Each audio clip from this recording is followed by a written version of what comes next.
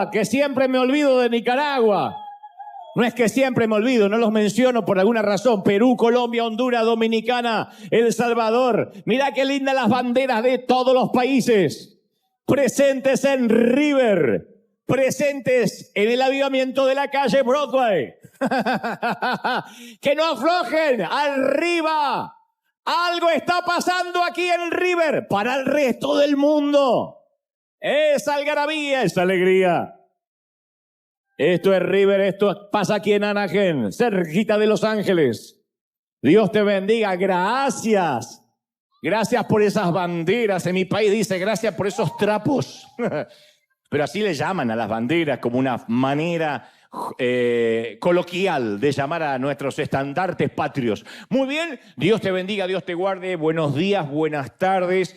Buenas noches, que Dios te bendiga, que Dios te guarde, estamos felices. Estamos saludando al resto de esa congregación virtual que nos espera todos los fines de semana, esperando esta palabra, esperando este alimento.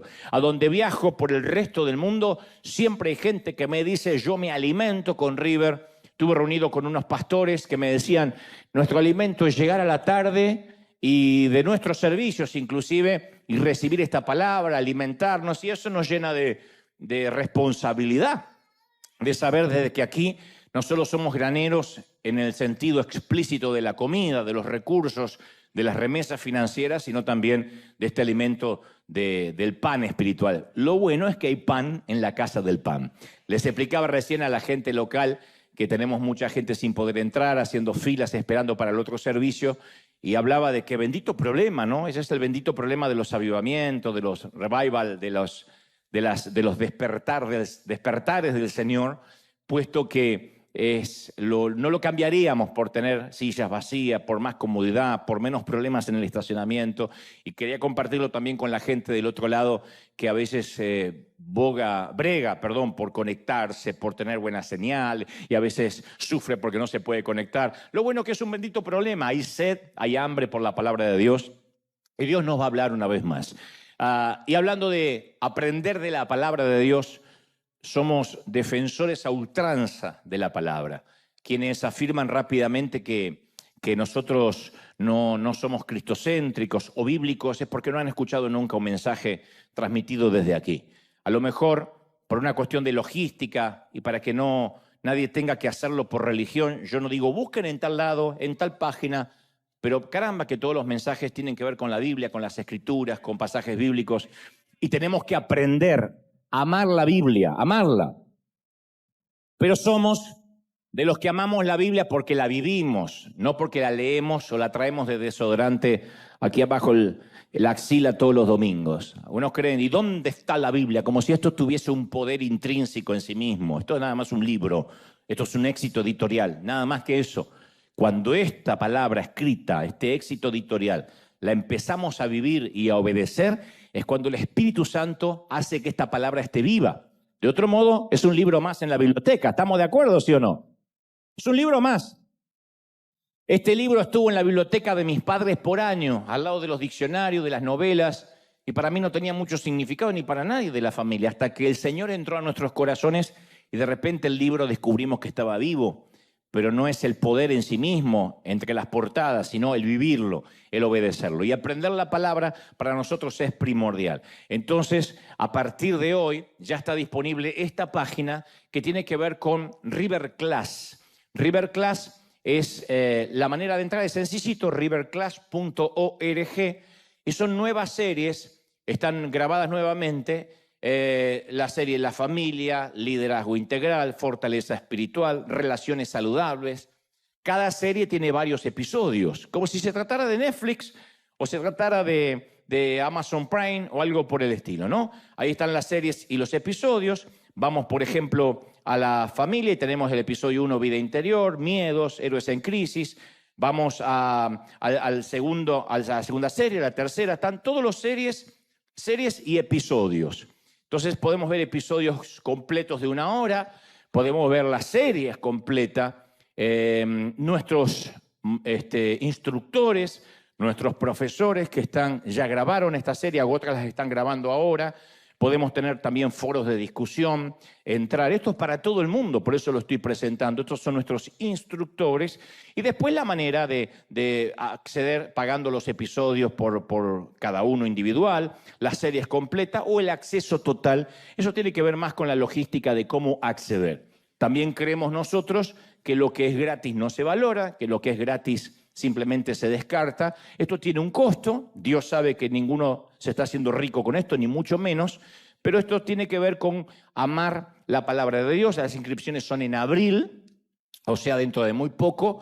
Pero hoy ya mismo aquí, los que estamos localmente, podemos salir al lobby y tenemos ahí gente que nos va a dar más información de lo que necesitamos. No obstante, podemos entrar a riverclass.org y tener toda la información de esta serie maravillosa. Se repiten muchos de los temas de lo que antiguamente era el seminario nivel 1, seminario nivel 2, pero ahora lo hicimos de un modo más expeditivo, pragmático, de manera que ustedes dicen, a mí me interesa solo la familia, así que voy a acceder a la serie número 1. Otro dice, no, a mí me interesa el desarrollo personal, liderazgo integral, fortaleza espiritual, etc. Entonces podemos tener todo. Yo sugiero que aprendamos todo. Es maravilloso porque tenemos profesores que nos explican en una atracción más tranquila, no es una oratoria, no es una prédica de domingo, sino que es una enseñanza donde uno puede acceder, poner pausa, tomar notas. Es maravilloso. E hicimos este seminario pensando en la practicidad. Por cierto, no es un seminario teológico de manera explícita, donde vamos a aprender el Apocalipsis, quién escribió las cartas, las epístolas, no porque eso esté mal, sino porque en este caso nuestro llamado es que todo sea muy práctico y aplicable a la vida diaria. Entonces hicimos todas estas series aplicables a la vida diaria como si escucharan mensajes del domingo durante la semana, para trabajar, para lidiar con los hijos, para el matrimonio, para la familia, para el futuro. Así que lo recomendamos ampliamente. Esto se lanza oficialmente hoy, la página ya está online y la pueden acceder de cualquier parte del mundo. Dicho esto, y antes de transmitirte lo que creo Dios me dijo que diga, cada vez que yo regreso de un viaje les cuento el chisme santo de cómo me fue. Y además de eso, la gente que estuvo presente en estos shows, en estas conferencias, siempre espera el saludo nuestro, así que estuvimos en toda la frontera, recorriendo todo Texas, toda la semana. Salimos el lunes y el martes me presenté en McAllen. Yo no sabía que había tantos hispanos en McAllen. De hecho, no estoy subestimando la ciudad, ni mucho menos, pero me sorprendió mucho, sold out, tuvimos absolutamente en las 3 ciudades que estuvimos esta semana. Ni sabía que tenían un teatro así. Díganme si no es el Dolby Theater, donde se entregan los Oscars, que alguna vez estuvimos también aquí en el corazón de Hollywood. Es hermoso el sitio. Parecía que estábamos en un acuario gigantesco. Y McAllen nos recibió también con un lleno total. Muchísima gente que cruzó la frontera, que llegó desde México y los locales, obviamente, que estaban desde muy temprano y tuvimos una conferencia maravillosa. Y toda la gente de McAllen, muy amorosa, nos recibieron con un cariño. Se escucha música tejana hasta en el baño de los aeropuertos. Mira qué lindo, mira, maravilloso, una conferencia 2 horas 20, donde reímos, donde lloramos, donde fue mucha gente que no conocía al Señor, inconversa, invitados, me consta, muchos católicos, muchos judíos, ortodoxos. Se me acerca una dama y me dice, yo soy testigo de Jehová. Y le digo, está bien, yo no vi el accidente, pero también podría ser testigo. Un chiste malo, pero lo quería meter en alguna parte. Y se reía la señora. Le digo, no, está bien, eres muy bienvenida. Esto es para toda la gente, crean lo que crean, tengan los dogmas que tengan. Fue una noche maravillosa, esto fue McAllen. Al día siguiente nos fuimos al Paso, también en Texas. El Paso, un sitio maravilloso que cuando uno llega en el avión parece que está en pleno desierto. Y después tiene un downtown, un centro muy bonito, un lugar muy colonial. En algunos momentos me sentía en la serie del Zorro de Gay Williams, porque tenía eso, ese marco colonial, ese marco, diría casi español, que no se suele encontrar mucho en los Estados Unidos. Verán que el hotel también, dicho sea de paso, era español, pero el teatro tiene todo ese marco europeo. Fue maravilloso, esto fue El Paso. Así que fue una corrida durante toda la semana. Tomamos casi 6 aviones para poder hacer combinaciones y estar en todo Texas, que es uno de los estados más grandes de los Estados Unidos, ustedes lo saben. Finalmente teníamos que terminar en Houston. Houston fue maravilloso porque tiene este gran coliseo, un sitio que alberga muchísima gente, que nos parecía también extraño que se pudiera llenar. Y efectivamente tuvimos un lleno absoluto, llegaron gente de todas partes de los Estados Unidos. Houston es un sitio muy neurálgico, muy importante, y toda la gente que estuvo allí presente se dio cita desde muy temprano. Un tránsito feroz, como todas las grandes ciudades. Decía el chofer que nos llevaba de un sitio a otro que cree que es el peor tránsito de los Estados Unidos, incluso peor que Los Ángeles en una hora pico. Fíjense qué maravilloso que fue Houston, donde también nos recibieron muy bien, donde fue glorioso, donde Dios, fundamentalmente a todo el equipo que me acompaña y a mí, nos dio fuerzas, nos dio salud, y eso es muy importante. Gracias por orar. Para terminar la gira de Estados Unidos en 2 semanas, justo la semana de Easter, no voy a faltar aquí el domingo, pero en la semana anterior me toca nada más que nos queda Charlotte, North Carolina y Atlanta. Y después de eso ya nos vamos para el resto de América y Europa. Pero gracias por orar, gracias por sostener. Ese es el Chisme Santo, gente del Paso, McAllen y Houston. Dios los bendiga. Y nos vemos en Argentina el 11 de abril. El 11 de abril allí en el Movistar Arena. Muy bien. ¿Estamos listos? Dicen conmigo, ¿estoy listo, sí o no? Muy bien. Estaba leyendo hace poco de un caso psiquiátrico muy particular. Un doctor estaba tratando a 3 pacientes en una institución justamente psiquiátrica de Michigan. Una historia real, por cierto, no es una anécdota inventada o un chiste. Estos pacientes, estos 3, sufrían delirios de grandeza, megalomanía. Es un desorden muy frecuente, se diría casi un argentinismo. Resulta que estos 3 hombres padecían de un síndrome muy particular. Cada uno de ellos creía que era Jesucristo y sufrían el famoso complejo mesiánico. Cada uno se sentía el Mesías. Y durante varios años este doctor en Michigan hizo que los 3 individuos vivieran juntos, comieran juntos, durmieran juntos, y todas las tardes tenían una sesión de terapia grupal, juntos, obviamente. Y durante una de las terapias, uno de los hombres gritó: yo soy el verdadero Mesías, yo soy el verdadero enviado de Dios. Y el otro replicó: mentira, yo soy el verdadero enviado de Dios.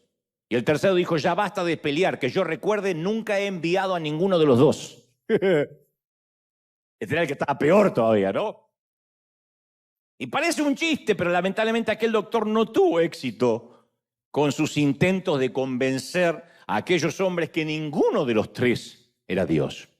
Estaban atrapados en esa realidad invertida en la que pensaban que eran el centro del universo, el tapón del océano, la última Coca-Cola del desierto, aunque en realidad eran 3 farsantes que aspiraban al trono real, ¿no? Y aunque parezca un cuadro, solo un cuadro de psiquiatría, somos muy propensos todos a adorar falsos dioses o a equivocarnos en la adoración. La idolatría no es uno de los muchos pecados, sino el gran pecado, del cual se desprenden todos los demás. Todo comienza siempre con la idolatría. Así estemos bregando contra el sexo, con la adicción al sexo, la adicción a la mentira, la adicción al crimen, inclusive a cualquier pecado que nos parece horrendo. La raíz, si comenzamos a escarbar debajo de la superficie de cualquier lucha que estemos enfrentando, vamos a descubrir que debajo de todo siempre hay un Dios falso.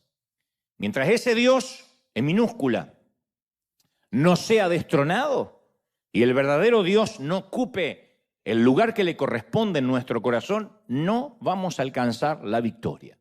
La idolatría no es una cuestión, es la cuestión de fondo. Es el tema medular. Hay 100 millones de síntomas diferentes, Pero la patología siempre termina siendo la idolatría. Te lo voy a demostrar en los próximos minutos. Porque uno inmediatamente dice, no, no es mi caso. Cuando Moisés recibe los mandamientos de Dios, los 10 mandamientos, el decálogo, en el monte Sinaí, el primero de ellos fue, yo soy Jehová tu Dios, que te saqué de la tierra de Egipto, de la casa de servidumbre. No tendrás dioses ajenos delante de mí. Está en Éxodo 22. No tendrás dioses ajenos delante de mí. Entonces, cuando Dios promulgó este mandamiento, la gente estaba muy familiarizada con muchos dioses. Los egipcios tenían dioses locales para cada distrito. Cada uno tenía su diferente dios. Y Dios estaba harto, el Señor estaba harto de estos dioses, estas imitaciones burdas, de estos dioses sustitutos. Así que le dice a la nación de Israel que haga pedazos el panteón y cancela toda la actividad de otros dioses. Él se aseguró que comprendieran que Él era el único Dios verdadero. Y tal vez estés pensando ahora, bueno, te agradezco por la lección de historia, pero esto no tiene mucho que ver conmigo, hoy el mensaje no me va a tocar mucho. Después de todo, en la actualidad no hay mucha gente que adore a muchos dioses. Más bien nos parece que la gente de hoy no adora nada, ni a nadie. Yo, sin embargo, te voy a demostrar que la lista de nuestros dioses es más larga, es más ecléctica que la de ellos, es más amplia que la de los egipcios, que la de los hebreos. Y por el simple hecho de que les demos otros nombres, no dejan de ser lo que son, dioses. Los tenemos. Puede que no tengamos, qué sé yo, el dios del comercio, el dios de la guerra, el dios de la agricultura, el dios del sexo, el dios de la casa, pero sí tenemos docenas y docenas de otros dioses. El gran tema es que no los identificamos como dioses, por 2 razones muy puntuales a saber. En primer lugar, nuestros dioses hoy no tienen el clásico atavío religioso, necesariamente. Y en segundo lugar, podríamos estar adorando algo que intrínsecamente no es malo. O sea que en sí mismo no es algo necesariamente malo. No digo adoramos la lujuria necesariamente. Puede ser la familia que ocupe nuestro primer lugar, la profesión, el oficio, el ministerio.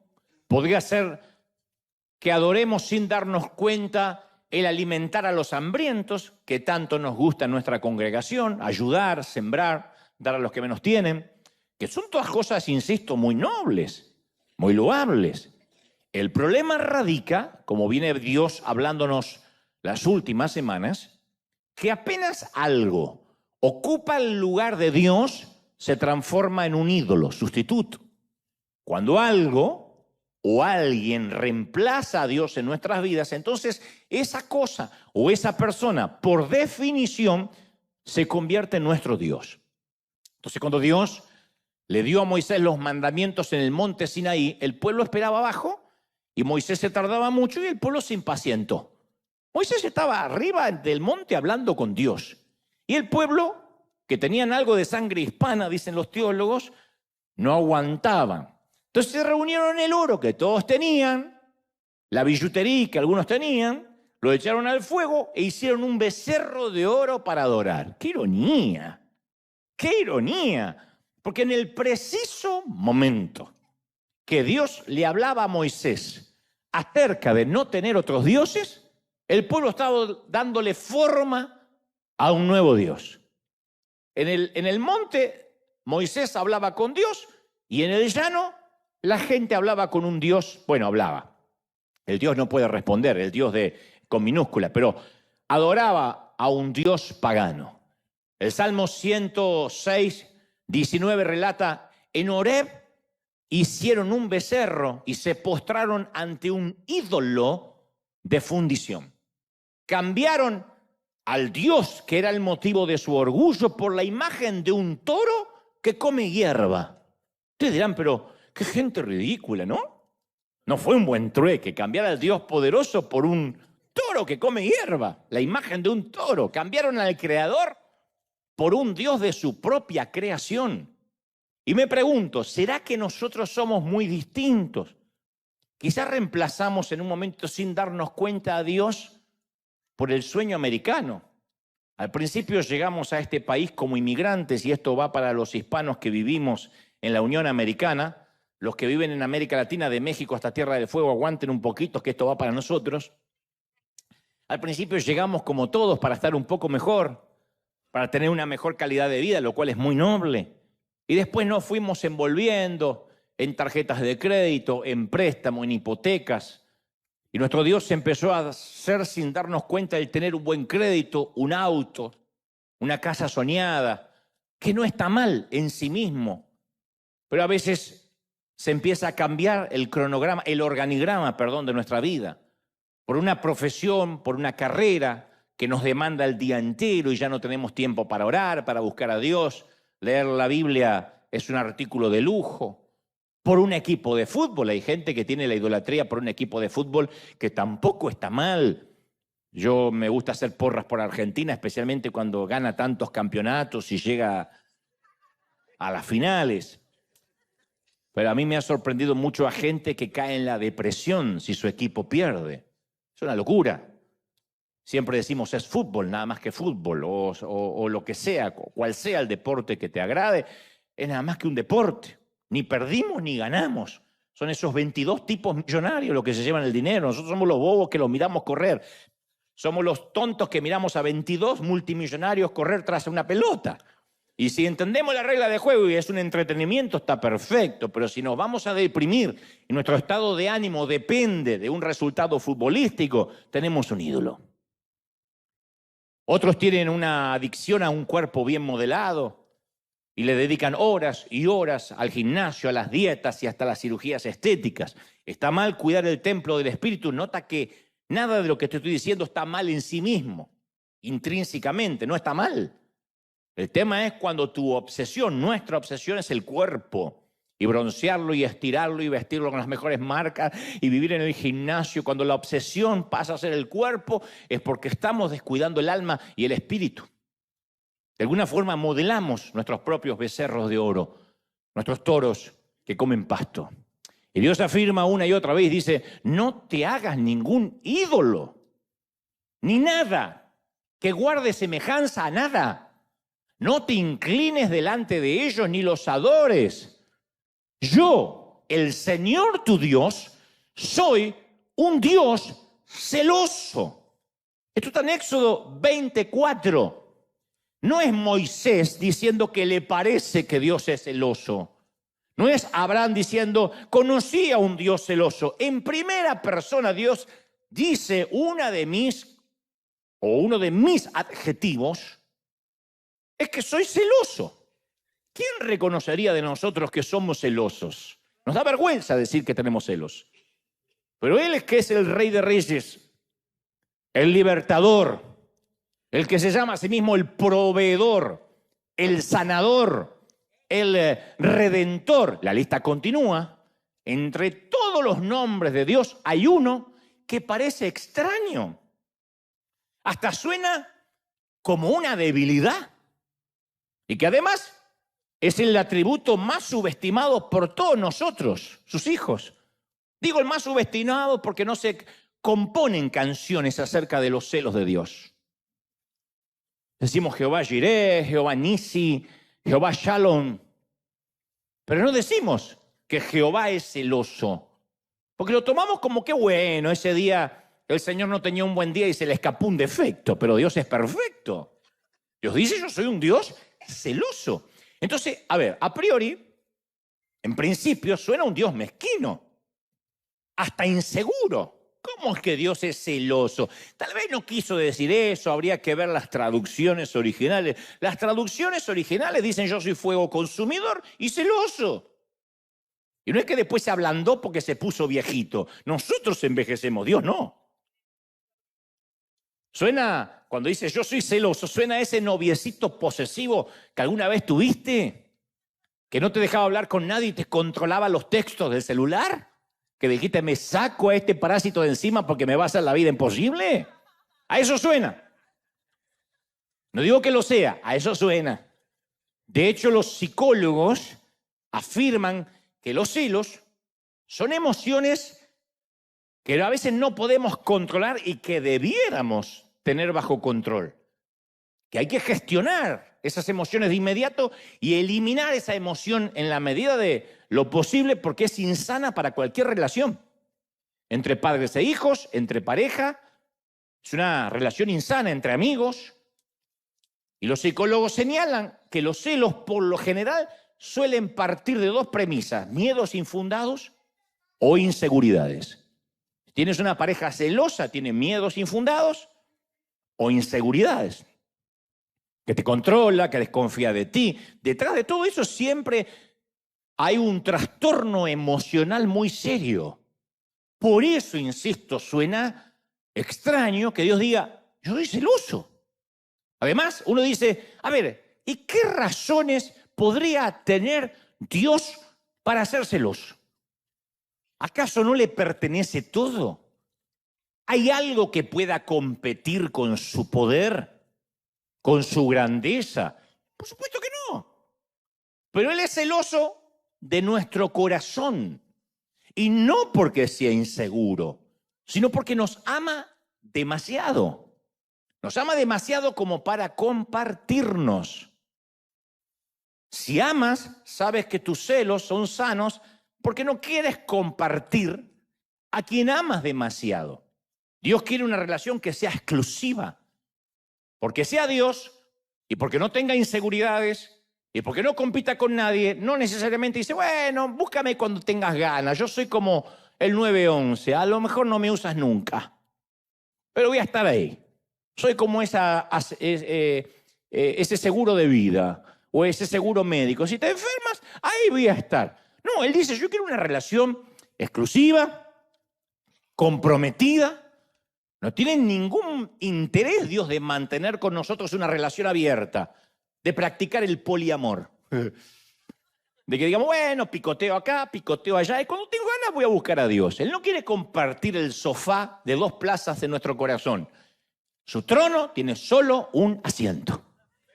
Y cuando nos buscamos un sustituto, un burdo, patético, ridículo, becerro de oro, es similar a cuando vemos a nuestra mascota, a nuestro perrito, que lo sacamos a pasear y empieza a beber agua de la cuneta, del zanjón, de la cloaca.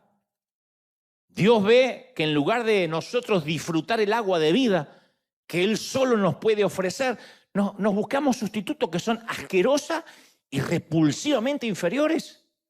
Y nos ve tomando agua de la cloaca y nos ama tanto que dice, no, yo soy tu Dios. ¿Qué tienes que hacer bebiendo esa porquería? Imagina esto, para entender los celos de Dios. Llevas a tu hija a comer a un restaurante muy fino.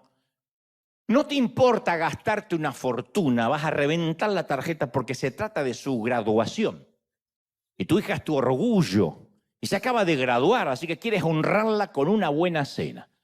Así que le ordenas un filet mignon, un exclusivo corte de lomo argentino. Si se gradúa, lomo argentino. Reciban este consejo de parte del corazón del Señor. Y te lo traen a la mesa crepitante, cocinado a la perfección, 3/4 hay que comerlo. No como eso que hacen así, el tenedor, hace la vaca. Hay que comerlo 3/4. Ahora imagina, y no lo llenen de chimichurri, eso no es ser argentino, no lo llenen de chimichurri, es un poquitito nada más. Tengo hambre. Imagina que cuando llega el momento de comerlo, tu hija mete la mano en el bolso y saca una pupusa a medio comer. Cuando ustedes prediquen, pongan el ejemplo que quieran. Predico yo, pongo el ejemplo que estamos. No, saca una pupusa que ni siquiera está envuelta en un papel, que tiene algo de moho. Tiene un color verdoso. Sí, se la regalaron hace 1 mes y medio y la tenía guardada ahí. Tiene hasta pelusas del bolso, que camina una hormiga. Y la ves frente a un pedazo de lomo que te costó una fortuna y se pone a masticar un trozo de una pupusa en mal estado. ¿Cómo reaccionarías? ¿Te enfadarías? Pagaste un precio alto por ese medallón de carne. Entonces, amas a tu hija y quieres que experimente lo que tienes para ella, lo que preparaste para agasajarla, así que te quedas muy frustrado y dices, ¿pero por qué haces eso? Y bueno, porque a mí me gusta esto. Me hubiese dicho, te llevaba un negocio a un restaurante de pupusas, pero no comas eso que está enmohecido cuando te estoy agasajando. Entonces Dios sabe lo que tiene para nosotros y se aflige al ver las elecciones que realizamos en nuestra propia ignorancia.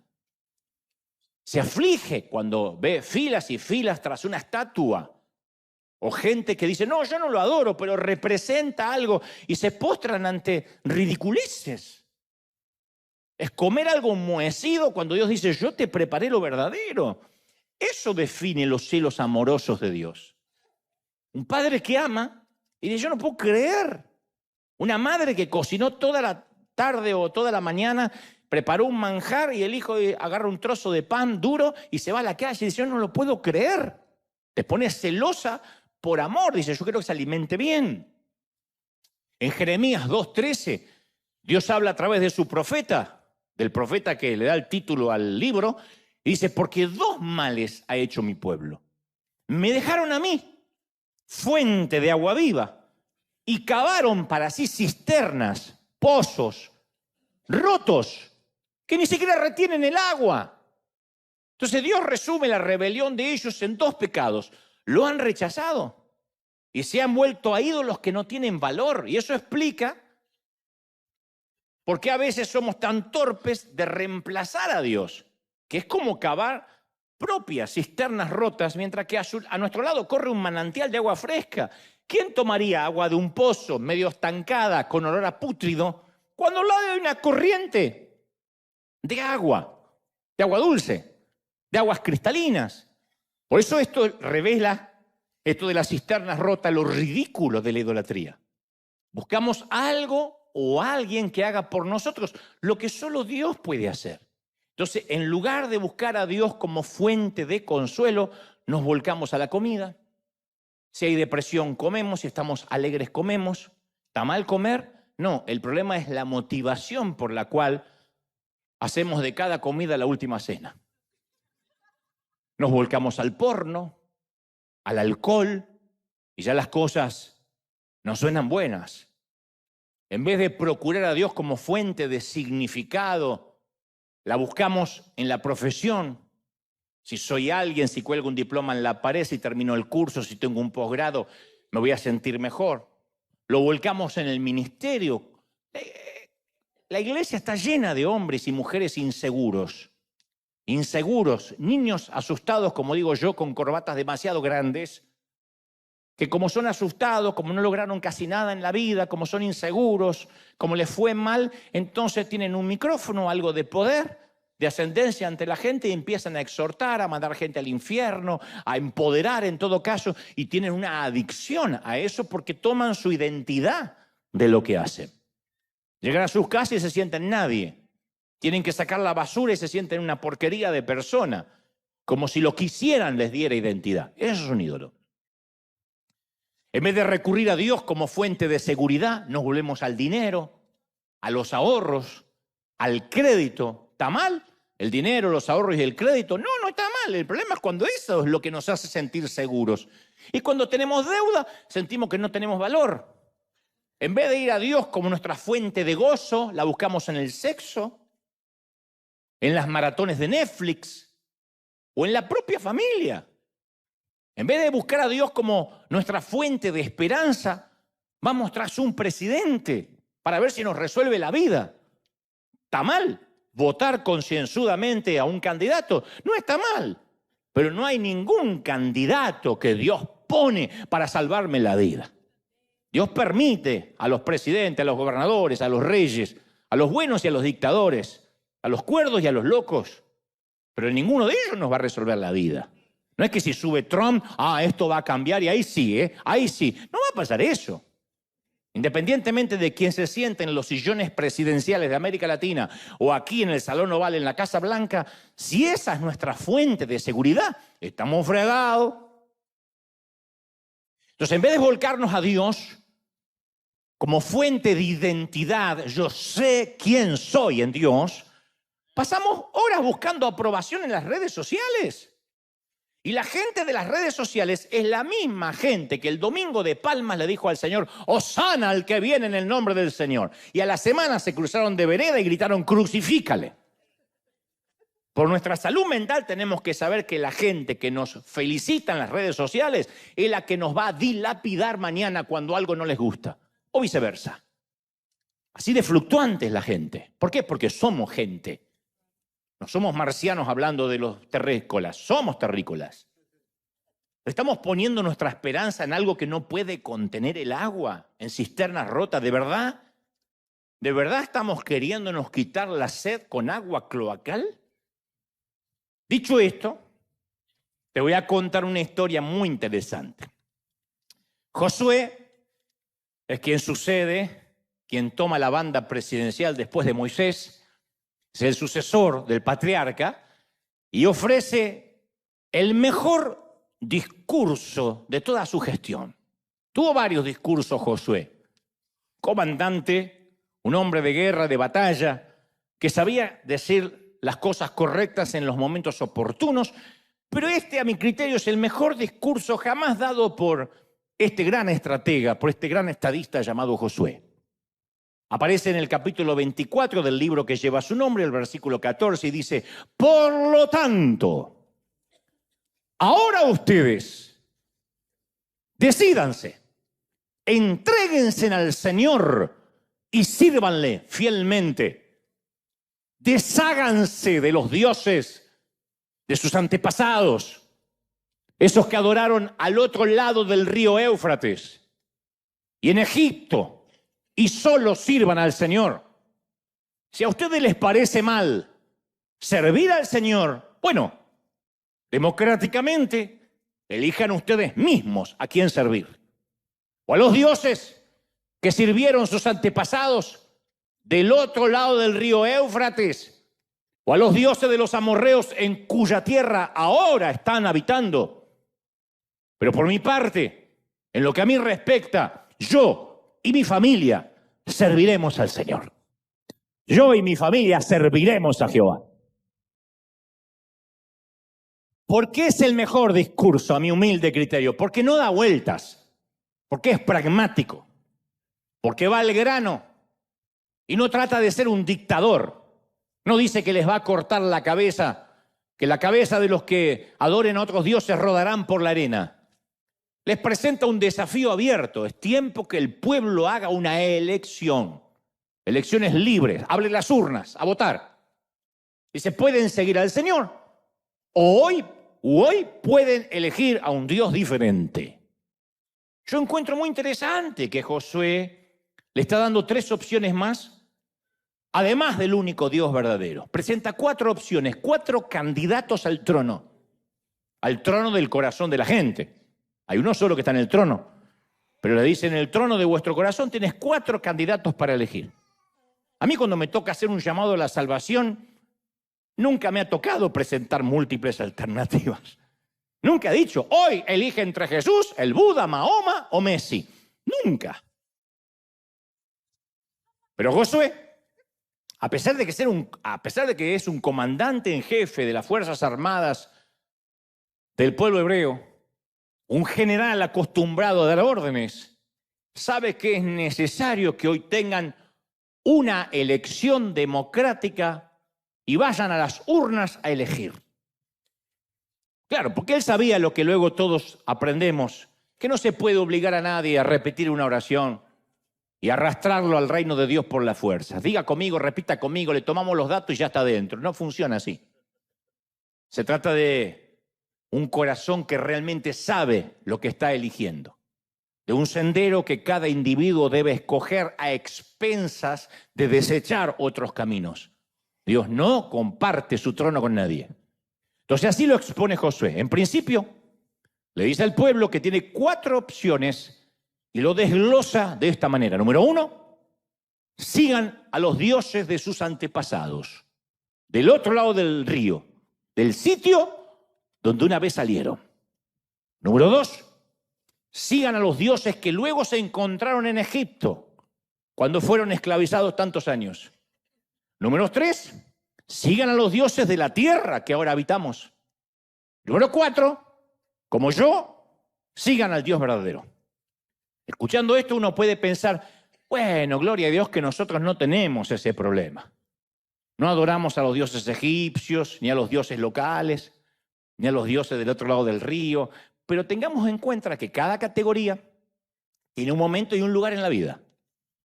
Puede que con el paso de los años esos dioses se vistan y luzcan diferentes a los del tiempo de Josué, pero las categorías hasta la fecha siguen siendo las mismas. Y no se nos puede escapar un detalle muy importante. Sí o sí tenemos que hacer una elección. Porque Josué no termina diciendo, bueno, también podrían elegir no adorar a nadie, pueden votar en blanco. No hay voto en blanco, no hay neutrales, no hay abstención de voto. Todos somos adoradores, todos. La adoración se conecta directamente con quién somos. Así es en cualquier cultura y en cualquier civilización. Todos somos adoradores de algo o de alguien. Te lo voy a demostrar en instantes. Donde quiera que uno vaya, vamos a ver a la gente que ya eligió a qué o a quién adorar. Y nosotros tenemos que elegir, porque eso está escrito en nuestro código genético. No podemos decir, yo no adoro a nadie, en ese sentido estoy muy equilibrado. No hay votos en blanco, no hay abstención de votos. Podemos ir a lugares donde, o sitios donde la gente tiene a sus ídolos tribales de la vieja escuela, rituales, sacrificios, sea una virgen, un santo, una estatua, una imagen, y ver esas grandes procesiones que parece increíble verlas en el siglo XXI.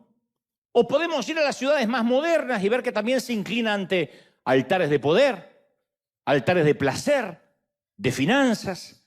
En el fondo siempre es lo mismo.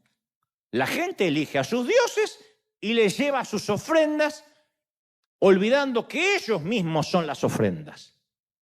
Alguien dijo que lo opuesto a creer, lo opuesto a la fe, no es el ateísmo, es la idolatría. Lo opuesto a creer no es no creo en nada, crees en otra cosa o en otro alguien. En otras palabras, todos vamos a adorar a algún Dios, por eso tenemos que elegir esta mañana, tarde o noche, conforme cuando me estén viendo. Fuimos creados para ser adoradores del mismo modo que los pájaros fueron creados para volar y los perros para ladrar y las suegras para estorbar. Fuimos creados para eso. Es lo que hacemos. La pregunta es, ¿quién o qué será el objeto de nuestra adoración? ¿Quién o qué? Entonces, la vida nos va a presentar infinidad de posibilidades de elección. Y existe una gran cantidad de opciones, insisto, menos el no elegir. Hoy no podemos decir, bueno, esto no es para mí, yo no elijo nada. Josué presenta 3 opciones además de Dios y no ofrece el recuadro que diga ninguno de los anteriores mencionados. Le dice, elijan uno. Y si ubicamos esta disyuntiva dentro de un contexto moderno, alguien podría levantar la mano y decir, bueno, todo bien, Josué, pero la verdad que con este tema de la adoración a mí me excede porque yo no soy religioso. Y aquí es donde nos confundimos porque según nuestra manera de pensar asociamos adoración con religión. Pensamos que la adoración tiene que ver con atuendos, rituales, alguna caminata, algún santo. No, el problema está en la mala comprensión de lo que es la adoración. Cuando alguien dice, yo no soy religioso, no está captando el punto. Si eres miembro de la raza humana, con mente, cuerpo y emociones, entonces eres un adorador. Yo soy un adorador y tú también. Esto viene de fábrica, así venimos equipados. No es algo que adquirimos después si nos gusta o si queremos. Insisto, aunque soy repetitivo y monotemático, solo hay que elegir a qué o a quién vamos a adorar. Es un reflejo condicionado. que siempre hace que coloquemos la esperanza en algo o en alguien. En un partido político, en un equipo de fútbol, en que me voy a casar, en el sexo, en los hijos. Cuando tenga hijos voy a ser feliz. Cuando me traigan los nietos voy a ser más feliz. Siempre estamos poniendo en algo o en alguien la esperanza. Porque eso es lo que hacemos los seres humanos, como respirar, comer, pensar. Identificamos lo que deseamos y hacemos sacrificios para alcanzar la meta. Desde el momento que nacimos y nos dieron leche, estamos persiguiendo algo que creemos que va a satisfacer nuestro apetito. Y el resultado final es que nuestras vidas comienzan a tomar la forma de aquello que más nos gusta. Lo que elegimos adorar nos moldea, define nuestro futuro. Así que como hay un montón de chiquititas que quieren parecerse a Taylor Swift y se visten igual que ella y se tatúan igual que ella, así hay un montón de gente que quiere parecerse al jugador de fútbol, al actor, a su padre, a su tío, a su pareja. Empezamos a parecernos al Dios que adoramos. Por eso es que cuando uno adora al verdadero Dios, cada vez más se refleja la gloria de Cristo en nosotros, porque nos empezamos a parecer cómo respondería Jesús, cómo actuaría. Por eso Josué nos habla todo cuando dice, elijan ustedes a quienes van a servir. No es solo adorar, a quien adoras, sirves. O sea, es una decisión intencional. De otra manera, cuando dice yo me abstengo, porque eres cabezón, y dice yo sí me abstengo, te vas a dejar llevar y te vas a encontrar adorando dentro de un templo, hablo en términos metafóricos, al que nunca elegiste entrar conscientemente, pero ahí estás postrado, sufriendo con el crédito, sufriendo con la cuenta bancaria, con la casa que no logras. Algún Dios sin darte cuenta vas a adorar. De manera que Josué llama al pueblo a elegir y le señala, insisto, 4 opciones. Son como 4 puntos cardinales, como norte, sur, este y oeste. Ninguno está cerca del otro. Cada uno lleva una dirección diferente a las otras. Opción 1. Number 1. Mi inglés está... tiembla Maldonado. Number 1. Los dioses de nuestros padres. Dice Josué, los dioses que tus antepasados adoraron al otro lado del río Éufrates. Los antepasados de Abraham adoraban los dioses de esa región. Entonces, en todo el área de la Mesopotamia había un dios para casi cualquier propósito que te puedas imaginar. Tenían 3 deidades cósmicas, 3 otras que eran astrales, toda una sarta de dioses, una diáspora de dioses con sus correspondientes demonios, porque cada dios tenía su némesis. No hay Spider-Man sin... ¿Cómo se llama? Ese.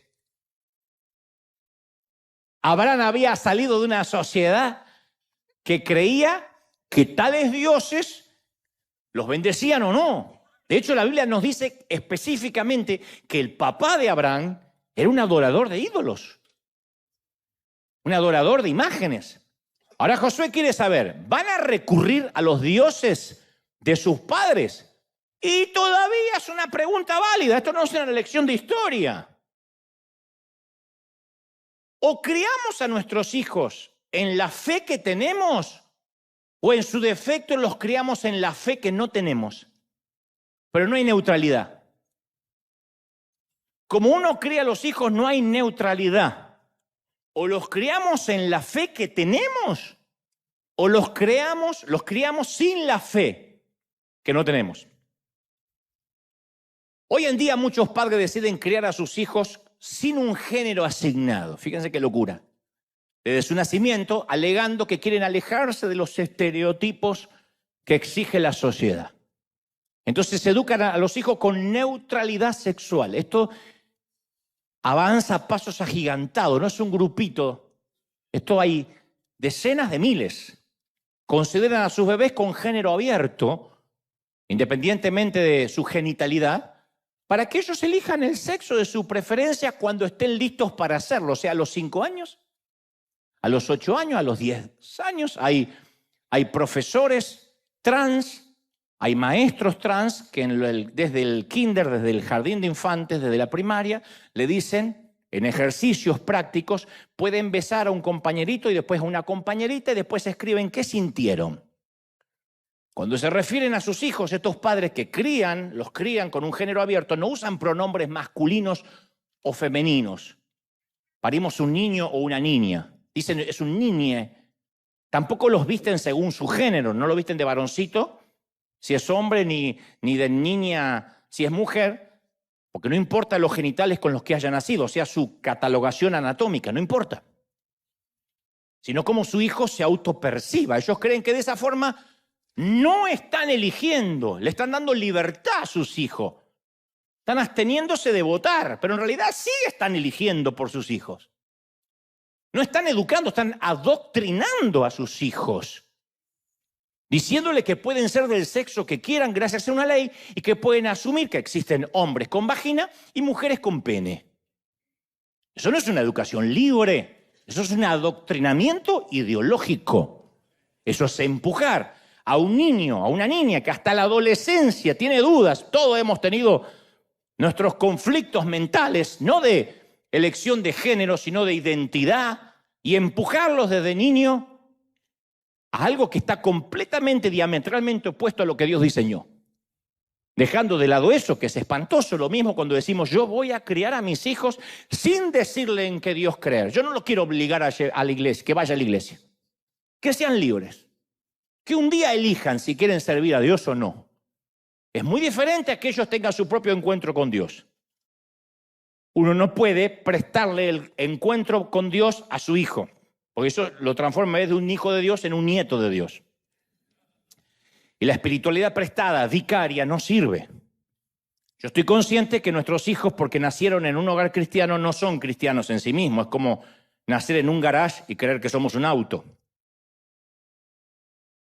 Yo sé que van a tener que tener su propio encuentro con Dios. No obstante, o lo criamos, instruimos al niño en su camino para que de grande no se aparte de él, o decimos, no, yo prefiero que decida él. Y sin darnos cuenta en nuestros hogares, levantamos un ídolo y le enseñamos a nuestros hijos en quién o en qué creer, quién o qué es digno de nuestra adoración y quién no lo es.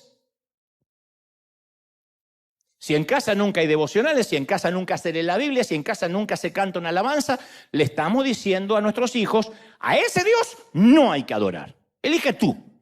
Como diciéndole, elige el sexo. Si nos aterra aquellos que crían a hijos con género abierto, nos debería aterrar aquellos que crían a hijos con creencias abiertas.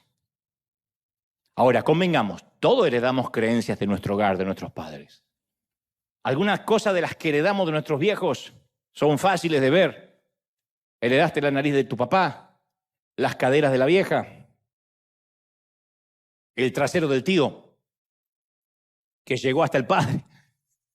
Pero no es lo único que recibiste de ellos. También terminaste adorando a dioses que ellos adoraron. La psicología llama a esta transferencia, ley de la exposición al entorno.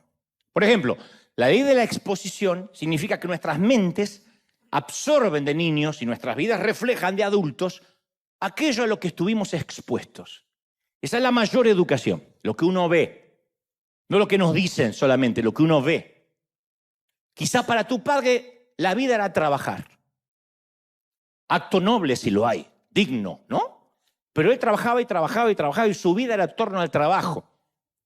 Y estaba dispuesto a sacrificar días de descanso, feriados, vacaciones familiares, solo para trabajar y para trabajar y trabajar. Y tú dices, mi papá era un burro trabajando y me dio ese ejemplo. Pero de pronto recuerdas que el humor de tu padre dependía de cómo le iba en el trabajo. Y era un hombre que trabajaba, lo único que pudiste decir en su funeral, trabajaba. Porque cuando llegaba a casa era un zombi, ausente, no se involucraba con sus hijos, a papá no se lo podía molestar porque papá trabaja. Papá no iba a los actos escolares porque papá trabaja. Papá no le puedo contar lo que me pasa en las emociones porque papá trabaja, porque sostiene, porque provee. ¿Está bien? Pero entonces lo más probable es que tu trabajo ahora de adulto también sea tu templo. Y en lugar de encontrar tu identidad en Cristo, la encuentras en tu trabajo. Y cuando no tienes trabajo, tu vida ya no tiene más sentido, te quieres suicidar al día siguiente. Porque el Dios de tus padres era el trabajo. O tus padres vivían quejándose que la plata nunca alcanzaba. ¿Quién no tuvo padres así? Que no malgastes el agua, que el papel higiénico no nos regalan, que no tiren la cáscara de banana, porque capaz que mañana no hay para comer. Y entonces lo más probable es que ahora de adulto, tu Dios sea la miserabilidad, que no es lo mismo que la pobreza. Porque ahora tienes un buen pasar, quizá ahorros en el banco, pero eres eso de lo que crees que todo tiene que ser gratis y no estás dispuesto a que se te caiga un centavo de más. Ay, pensé que era gratis, porque viene de la miserabilidad. Entonces, en lugar de encontrar su identidad y su valía en Cristo, la encuentra en lo que puede acumular. ¿Tiene dinero en el banco? Alaba a Dios.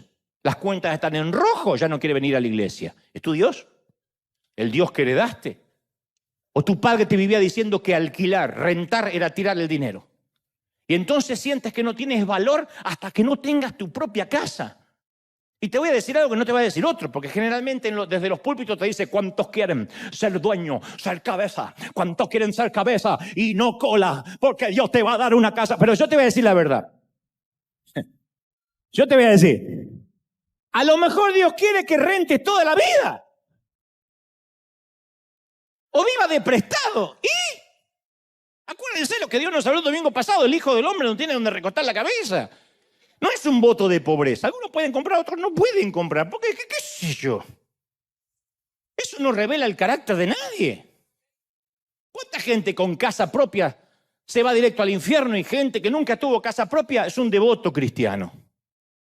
Pero tal vez te dijeron toda la vida, si no tienes tu casa, estás tirando el dinero. Entonces hoy en día tu Dios es, no, la casa, yo cuando tenga el título, ahí voy a descansar. Se abre la falla de San Andrés, no queda ni el título.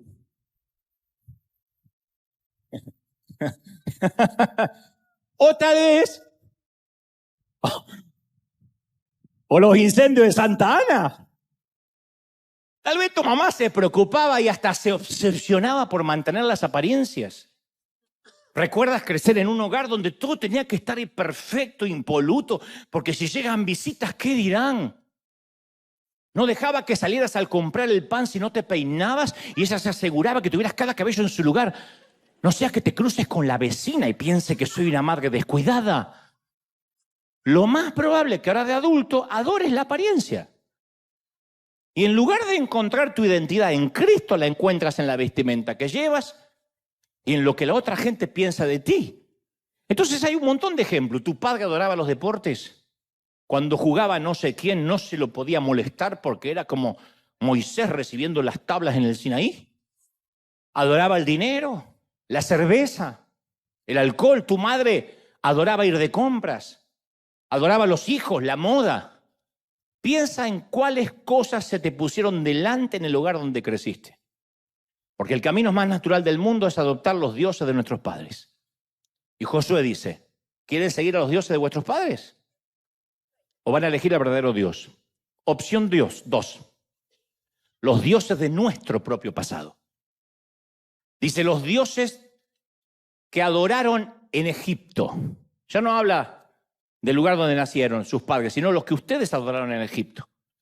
Josué menciona específicamente los dioses de Egipto, que no eran ya los dioses de los padres, sino los dioses de su propio pasado que nunca se fue.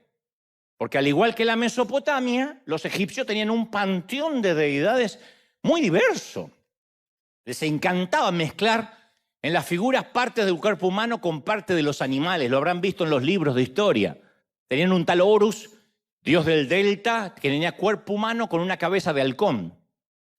Hathor tenía el cuerpo de una vaca y la cabeza de una mujer. No dije nada. Ustedes dicen eso. ¿Están esperando que yo agregue algo más? No, yo llego hasta ahí, hasta el bordecito y ¡epa! Y me vuelvo. Tengo años en este oficio. Pero eso eran los Transformers mutantes del antiguo mundo. Los egipcios tenían sus dioses populares, pero además adoraban a todas las cosas, al sol, a las tormentas, a la luna, a las estrellas. Y los hebreos tuvieron tantos años esclavos ahí que no había manera de no absorber esa cultura que los rodeaba. Así que cuando Moisés condujo al pueblo a la libertad, algunos de ellos no abandonaron los dioses que adoptaron en Egipto. Ezequiel 27 dice, a cada uno les ordené que arrojara sus ídolos detestables con los que estaban obsesionados, dice Ezequiel. Y que no se contaminara, y usa una palabra muy singular, con esos malolientes ídolos de Egipto. Porque yo soy el Señor su Dios. El Señor dice, apesta tu ídolo. Así les dijo. Y este tipo de ídolos malolientes representa aquello del pasado, ya no del Dios de los padres, sino aquello de nuestro pasado que no queremos dejar atrás y que de algún modo persiste. Yo recuerdo hace algunos años, muchos años, fui a buscar empleo allá por el año 91 a una importante compañía de instrumentos musicales y todo dependía de esa entrevista. Me puse mi mejor traje de entonces, me perfumé en cantidad industrial y acudí a la entrevista de trabajo con mi mejor versión, la que podía tener en ese entonces. Pero antes de entrar a la tienda, que estaba en una peatonal muy famosa en Buenos Aires, en calle Florida, tuve que atravesar un parque que era un campo minado de estiércol de perro.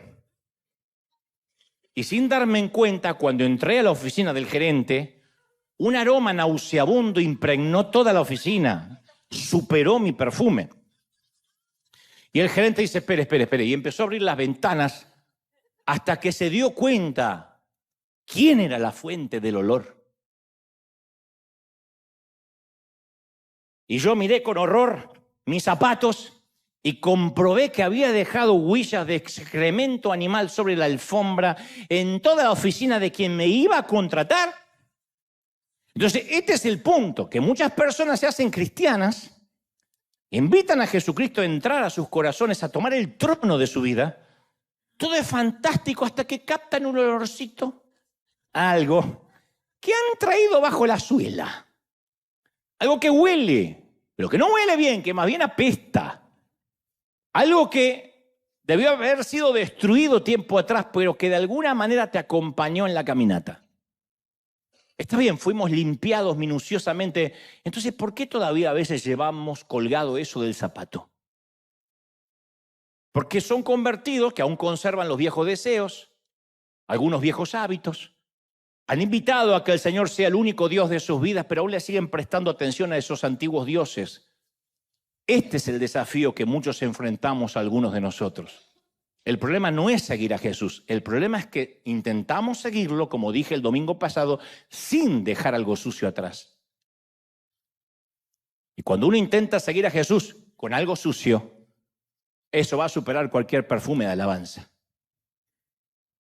Josué sabe que hay un poquito de Egipto adherido a las sandalias de su pueblo. Los viejos dioses que se rehúsan a morir, se sostienen, se aferran minuciosamente a nosotros.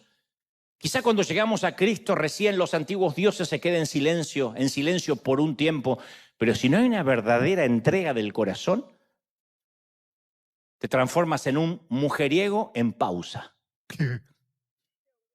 Yo era mujeriego, pero ahora que vino el Señor a mi vida puse la pausa. No es poner la pausa. Un homosexual en pausa, un soberbio en pausa, un violento en pausa. Y un día las cosas se ponen feas y quitas la pausa. Y el monstruo sale otra vez y los dioses te vuelven a gobernar porque nunca cambiamos de vida. Solo pusimos en pausa esa parte de nuestra personalidad.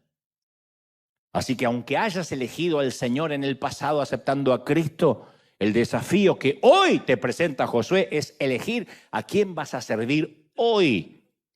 Y si vas a limpiarte la suela de los dioses del pasado. La opción 3, los dioses de nuestra cultura. Dice, o elijan a los dioses de los amorreos en cuya tierra ahora habitan. Los dioses no solo estaban en casa de papá, ni la tierra de la cual salimos, sino en la tierra de la cual hoy habitamos. La tercera opción de los recién llegados. Estos eran dioses más encubiertos, no se apreciaban a simple vista.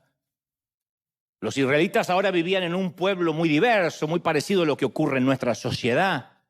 Había muchos grupos étnicos, dioses distintos, y había sacrificios, rituales sexuales, todas esas cosas. Algunos israelitas los sedujeron, porque estos dioses tenían la ventaja de estar jugando en su propia cancha, eran dioses locales, eran parte de la cultura. Y nosotros también luchamos con dioses que son parte de la cultura. Claro, si hoy nos dijeran que siguiéramos a un dios de la fertilidad, de la prostitución en el templo, lo rechazaríamos porque no encajan en nuestra época. Pero para aquella gente la adoración a estos dioses estaba tan inmerso en la cultura que era lo normal. Era como los que escriben insultos, cristianos que escriben insultos a otros ministerios en las redes. Es normal. No hay más temor de Dios en mucha gente. Tendríamos muchos defectos en la iglesia legalista en la cual me crié, pero no nos atrevíamos a tocar jamás a un ungido, no sea que esté luchando contra Dios.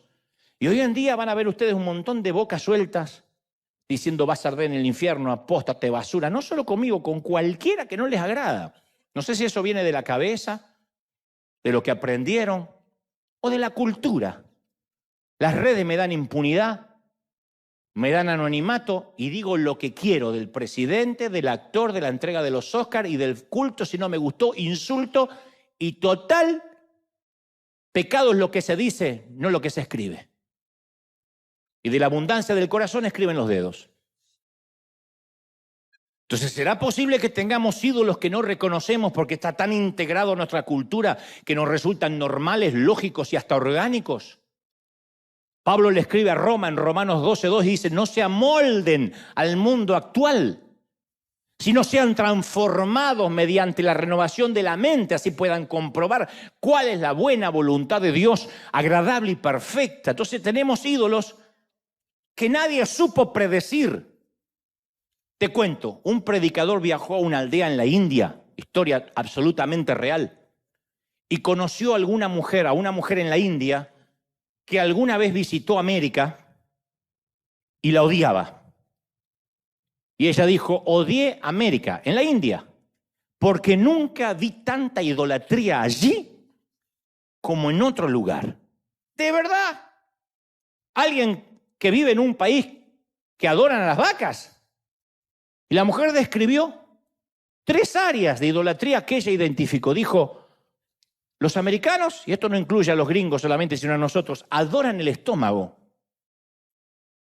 Y esta mujer describió con una mirada desorbitada los enormes locales abarrotados de alimentos, de súper recontra, hiper, macro hamburguesas así, que pueden agrandar por 20 centavos más, con 2 vacas arriba. Y se tienen demasiado para comer, adoran la comida y se sentía ofendida por personas de sobrepeso cuando hay gente en su aldea que no tiene para comer, que racionan el arroz. Segundo, dijo, me sorprende cómo en Occidente adoran la televisión. Diseñan los hogares alrededor de ese aparato es impensado en la India. Dice, la pantalla ocupa el lugar más prominente de la habitación y alrededor todos los muebles, no para que la gente hable, sino para que mire el aparato.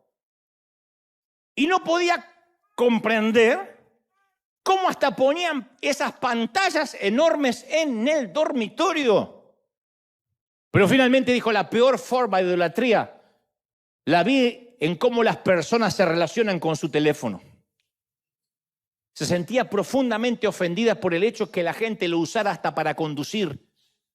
Y dice, es más, no podía tener una conversación con nadie completa sin que ese alguien mirara su celular.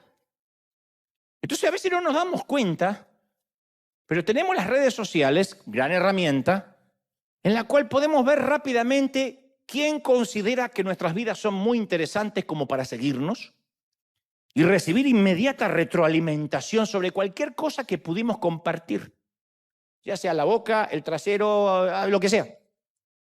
Hace algunos años, un predicador, que no voy a decir quién, me aconsejó que hiciera lo mismo que él. Me dijo, consíguete una aplicación que te proporcione seguidores falsos. Dijo, es fantástico. Yo tenía 1000 seguidores, ahora tengo 100.000. Dice, no cuesta mucho, por un módico precio hay una aplicación que hace que te sigan centenar de cuentas falsas. Digo, pero no son gente real. Dice, no, pero te aparecen como seguidores. La idea era mostrarle a los pocos seguidores que ahora tenía muchísimos seguidores. Entonces, si revisamos el celular varias veces por día para ver qué dice la gente de nosotros, eso es una idolatría cultural. si nuestra identidad proviene de los que nos siguen, de los que les gustamos o no, de qué piensan de nosotros, nos deprime si nos critican y nos alegran el día si dicen que estamos mejores, más delgados, más bonitos, es tiempo de llevarle el asunto a Dios.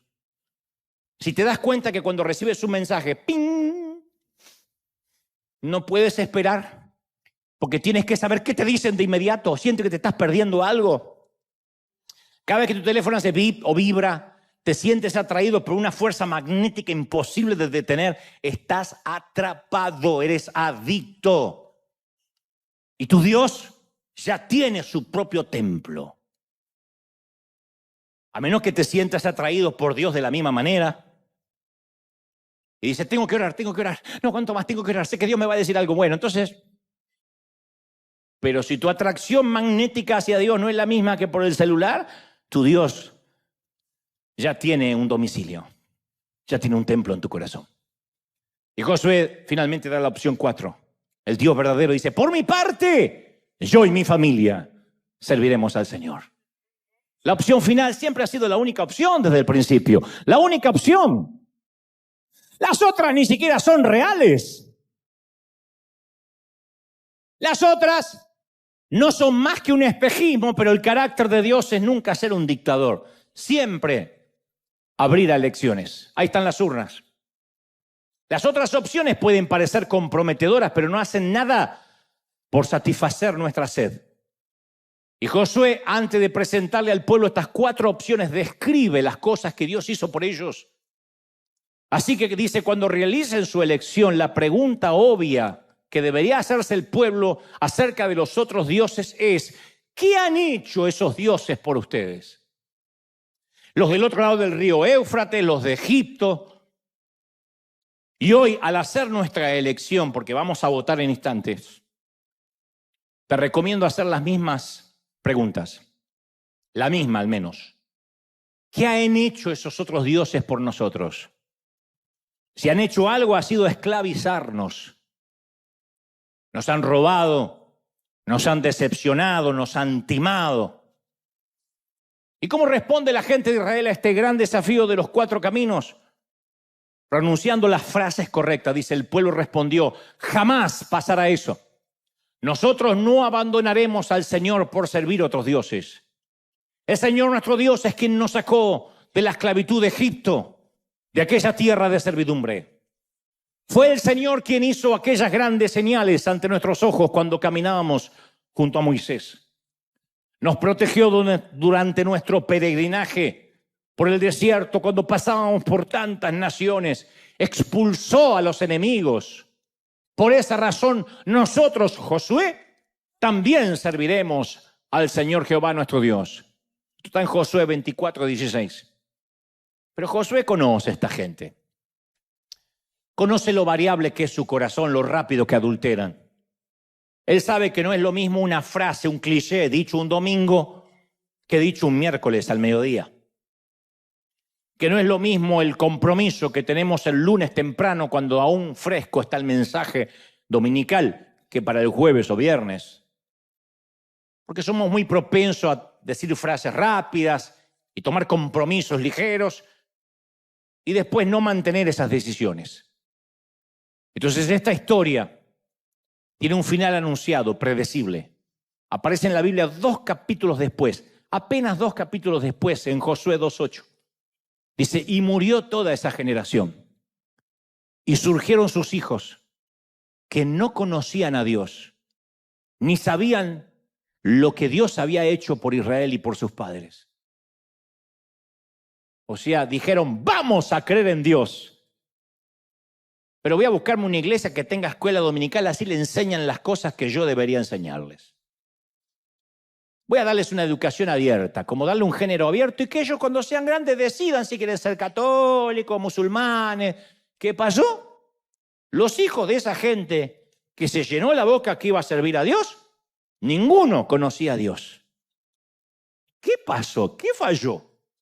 ¿Josué tuvo la culpa de verdad?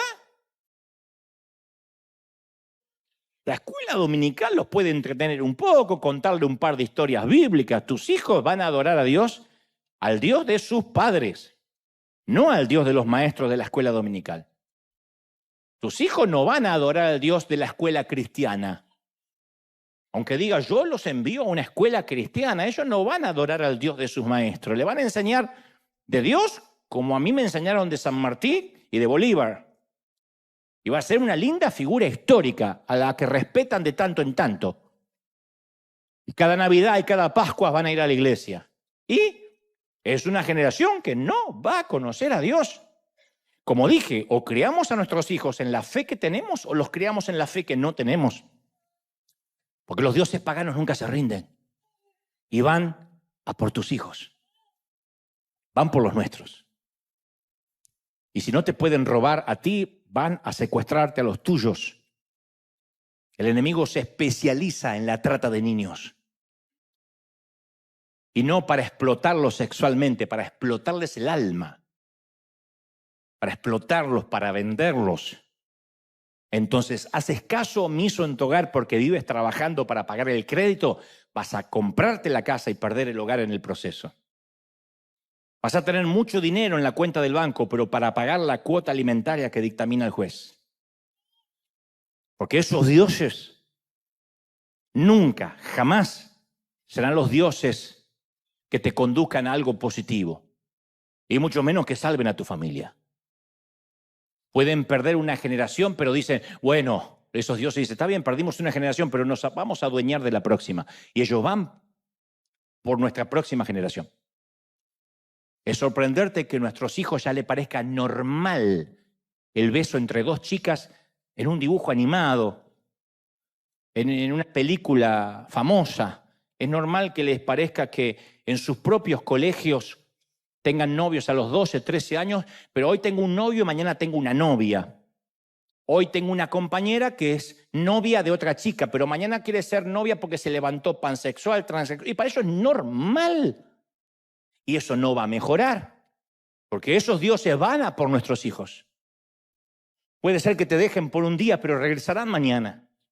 Y nuestro Dios es un Dios que se sigue autodefiniendo sin pudor, Un Dios celoso. Ese atributo que tantas veces pasamos por alto, soy celoso. Así que hoy, aquí y en casa, tengo que hacerte la misma pregunta que Josué le hizo al pueblo hace miles de años atrás. Entrégate al Señor y sírvele fielmente solamente a Él. Pero si te parece servir mal al Señor, elige tú mismo a quién vas a servir. Y hoy puedes elegir servir al Dios de tus padres, que adoraron durante toda tu niñez y que heredaste consciente o inconscientemente. O a los dioses malolientes de tu propio pasado que aún llevas pegado a la suela de tus zapatos. O a los dioses de la cultura que te rodea y que asumes como algo normal y orgánico. O bien, puedes elegir al verdadero Dios. Por mi parte, yo y mi familia serviremos al verdadero Señor.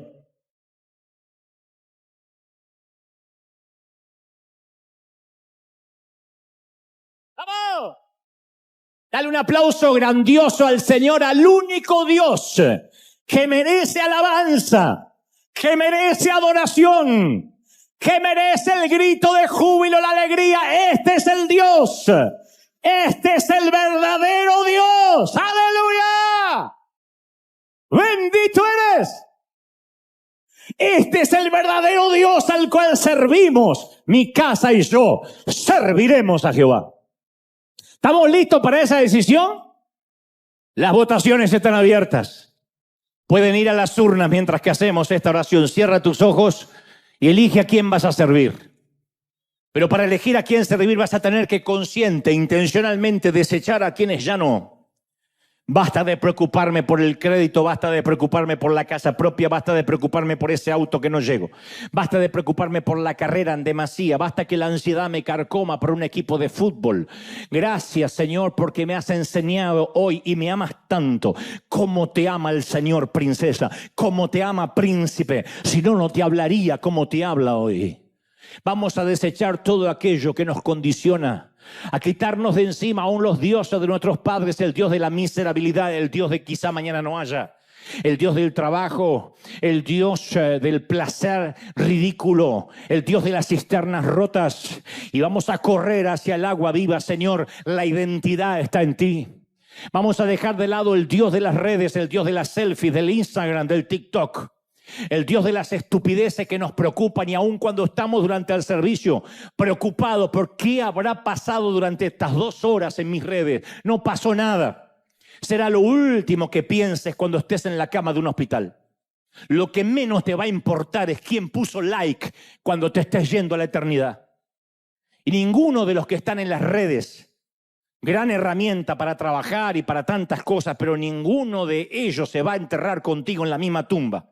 Ninguno va a decir, déjeme meter sobre el ataúd y entiérrame porque yo era seguidor de él, porque le ponía like a todas sus fotos. Ninguno dedicarán 1 minuto para decir, ay, qué pena, se murió, y a otra cosa. Entonces, o la valía y la identidad la tenemos en Cristo o en los ridículos que están mirando cuándo te equivocas para destruirte. Amamos a la gente, vamos a por ellos, pero nuestra identidad no depende. Nuestra identidad no está regulada por las alegrías o las tristezas ajenas, por los likes o los que te quitan el apoyo en las redes. Vamos a decir, Señor, tú a partir de hoy serás mi único Dios. Levanta la mano y dile, Señor, tú eres mi único Señor. Tú eres mi único Dios. Tú eres el único al que voy a servir. Te prometo, Señor, limpia la suela de mi zapato. Limpia la mugre, el estiércol de los dioses malolientes de mi pasado. Y ahora limpia todo lo que dejaste atrás. Al Dios de tus padres, al Dios de Egipto, al Dios de la cultura, y al Señor solo adorarás. Y al solo servirás. Porque Dios tiene solo un trono, no un sofá de 2 plazas. Yo no comparto mi gloria. Y te quiero en una relación íntima, no abierta. En una relación monogámica, dice el Señor. Santo. Todos. Digan, Padre, tu Espíritu Santo sella esta palabra ahora. Espíritu Santo sella. Imprime esta palabra en los corazones. Porque solo he hablado al intelecto, pero tú has hablado mientras a donde yo no llego.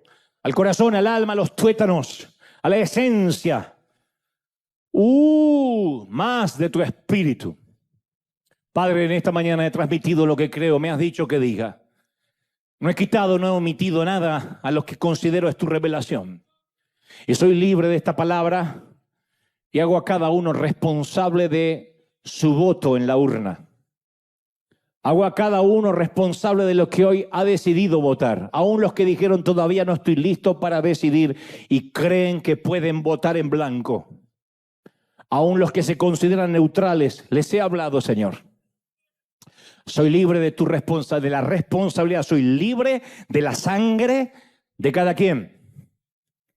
Y he transmitido con temor y temblor lo que el Señor nos está requiriendo para la nueva temporada de transición. ¿Quieres mi bendición? A mí solo adorarás. ¿Quieres mi unción? Ante mí solo te vas a inclinar. De mí va a depender el apoyo, dice el Señor. En mí encontrarás tu identidad. No te lo va a dar tu cónyuge, no te lo va a dar. Los hombres no soportan el peso de cargar a otro. No fueron diseñados para eso. Tu esposa no te dará ese apoyo que buscas, ni tu novio ni tu novia. Tus hijos no te podrán satisfacer. Volarán y tendrán su propio vuelo y te visitarán de tanto en tanto. Tienes que saberlo por tu salud mental. Pobre, si tu alegría depende de cuando tus hijos te traen los nietos. Porque eso será un momentito en tu vida. El resto, tu identidad, no te lo dará ser abuela, sino Cristo. Tu identidad te la dará el Señor. Pobre de los que miran ahora la pantalla diciendo, yo quiero llenar estadios, quiero grabar discos, quiero ser famoso, quiero estar ante multitudes. Porque todo eso es hojarasca. Y cuando te bajes de ahí, tu identidad, ¿te la va a dar o no el Señor? Pero si no tienes la identidad en el Señor, vas a ser tan hueco como Luis Miguel, tan hueco como un Cristian Castro, como cualquiera que cante y reúne gentío. Tan hueco, solo y perdido. Entonces el Señor te dice, cuidado, que el ministerio no sea tu Dios, que la iglesia no sea tu Dios, que el instrumento que tocas no sea tu Dios, que el micrófono, que la gente que te oye no sea tu Dios. Yo soy tu Dios, y ante mí solo te inclinarás, porque soy un Dios celoso, dice Jehová. Amén. Dale un aplauso al Rey de Reyes, al Señor de Señores. Vamos, el Rey está en la casa hoy. Dios te bendiga, Dios te guarde. Hasta el domingo que viene. Chau, chau, chau. Bendecido la gente del mundo. Chau.